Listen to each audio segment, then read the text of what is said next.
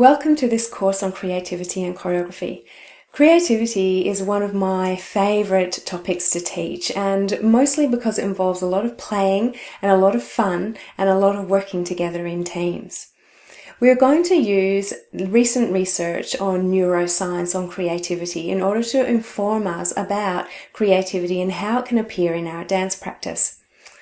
And we're going to do this because it provides us with research that says that if you do X, Y, or Z, then you have a better than chance shot at having a creative output. And this is really important because before this neuroscience research, we would have called on artists to understand creativity, and most likely we would have been met with the romantic view of creativity, which said that creativity, even to the artist, was ineffable. The artist didn't really know when it was going to happen. It would happen and they'd feel it and they'd go with it. And you were either one of those blessed with being able to be creative, or you weren't and you were not going to be able to be creative.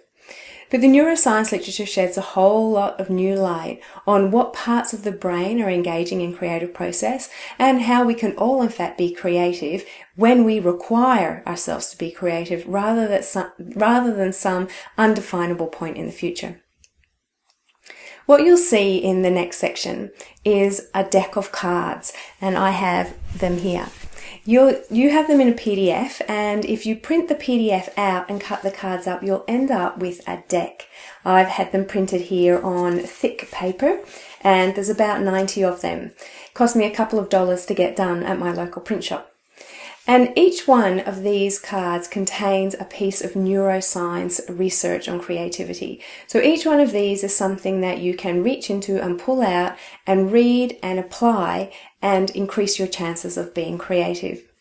You'll notice that there are a number of lead cards, and I've called these primary cards. So these are cards that will explain to you what the rest of the cards of that colour are all about. So the first set here is incubation, and then there are a number of cards that have a top border of red that are incubation, and so on through the pack.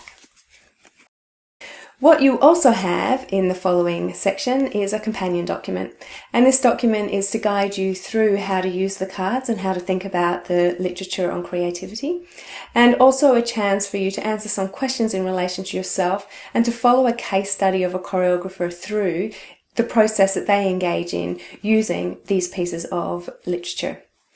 Now, while you get your pack of cards printed and while you cut them out, there are a few initial questions in the companion document for you to consider in relation to creative people you know or creative experiences that you yourself have had.